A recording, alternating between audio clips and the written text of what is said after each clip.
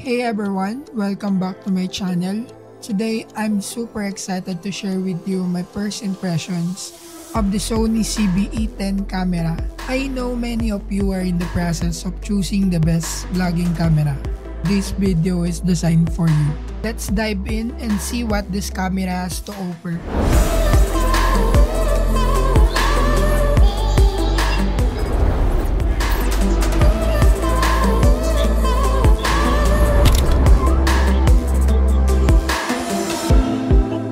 About the design and build. Alright guys, so for today's video, ang pag-uusapan natin is the Sony CBE10, my camera that I'm using right now, right here. So for today's video, ayun, i-review natin yung Sony CBE10. Almost a week ko na siyang ginagamit, no, as a vlogging camera and also for my photography. Maganda naman siya. Magbibigay lang ako ng quick review and specs about the Sony CBE10. Itong Sony CBE10 is merong 24.2 megapixel na ASPC na sensor. Napakaganda niya talaga for vlogging, photography, or daily use mo gamitin. Okay siya for vlogging talaga. Fast and accurate ba yung focus na? Yes. Advantage nitong Sony CBE10, meron siyang defocus na tinatawag, no? And like this one. And one of the advantage of the Sony CBE10 has a body angle na flip screen, no? Na flip siya. So makikita mo yung sarili mo habang nagbablog ka. Then pwede mo siyang ikot 90 degrees. Isa rin pala sa maganda dito sa Sony CBE10 is compact and lightweight, no? Yun yung pinakamalaga pag nagbablog ka or nagtitake ka ng mga photos for photography, kasi practical na ngayon yung gumamit ng mga camera na magagaan para handy siya, no, na gamitin. Is it a good low light performance? Yes, para sa akin, good lighting ang Sony talaga pagdating sa gabi. Kasi meron siyang malaking sensor, no, gaya nito sa Sony CBE10, kaya napakaganda niya for night photography or night vlogging. Yung sinasabing defocus, no, it allows you to blur the background or to switch it up para mag-blur yung harapan or yung likod na yung background. Isa sa mainit ngayon itong Sony CBE10 kasi nga itong Sony CBE10 isa sa mga pinagpipilian na ng mga content creators as a vlogging camera kasi napakaganda niya talaga when it comes to focus, good quality cam, up to 4K resolutions na video. Kaya ito rin napili ko for the price, no? And first impression ko sa kanya, sobrang ganda talaga, as in. Nung unang tingin ko pa lang sa kanya, nagpilihan ko talaga yung Sony CB1. CB1 yun yung isang camera like comparison ko siya kasi sa Canon M100 or dun sa G7X. Pero ito kasi, ang advantage din itong Sony CBE10 is interchangeable lens na siya, no? So pwedeng palitan ng kahit anong lente. Basta E-mount kasi yung sa Sony, pwede kang mag-explore photography or sa vlogging man yan. Yung gamit ko ngayon na lente is kit lens, no, 1650mm lens. Yan yung kasama dun sa pinaka-package na. Pakita ko sa inyo yung box. Back it again, no. So ito yung box na.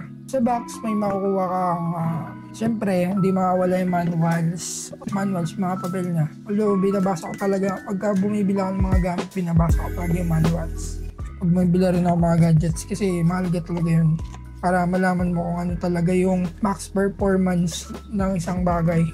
Kaya basa rin kayo ng mga manuals. Ayan.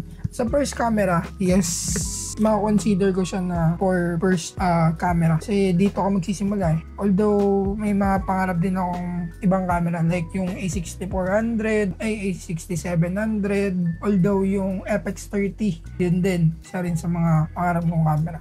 It comes with the memory card na Sony din, 64GB na B30. Is the Sony CBE10 is easy for beginners? Yes. Madali siyang gamitin, no? Bukod sa compact and lightweight, madali siyang pindutin and madali siyang explore yung mga buttons niya. Easy to use. Yan. As of now, naka-auto ako na settings sa video. Intelligent auto ako na one click away pwede ka na mag-vlog like that. Ayan, napapanood mo ngayon. Pwede mo siyang zoom in, zoom out. Ayan. Why you should buy Sony camera like CBE10? First of all, yung sa Sony advanced sensor. No, napakaganda nun kasi it will provide an excellent video for low light. Pag sinabing Sony, syempre high quality talaga ang binibigay ni Sony. Tapos Sony E-mount will give you different types of lenses na pwede kang mag-upgrade, no? Pero as of now, I'm starting with the kit lens, but very soon mag-explore din ako, bili ako ng other lenses for photography. Then, pangalawa, content creator friendly features. Yes, sa vlogging capabilities ni Sony CB-E10, it will offer you specifically for vlogging talaga itong CB-E10 na to, kasi itsura pa lang niya sa napaka-handy, tapos pwede mo rin siyang lagyan ng microphones or other external microphones. But yung Sony CB-E10, it has a built-in mic, no? And then may kasama siyang windscreen or dead cut, ang ganda na kinakabit dun sa ibabaw niya. Overall, my first impressions of the Sony CB-E10 are extremely positive. The camera feels great in my hands, and the features are exactly what I've been looking for. Excited na ako, no, nagamitin pa itong Sony CB-E10 for the future vlogs and for the future contents. Photography na rin, no? So makikita nyo na lang yan, guys. And that is for today's video, guys. And that is my first impressions about the Sony CB-E10. Looking forward to sharing with you another content very soon. If you're interested in learning some more about this camera, just follow and subscribe. Like mo na rin yung video na to. And thanks a lot.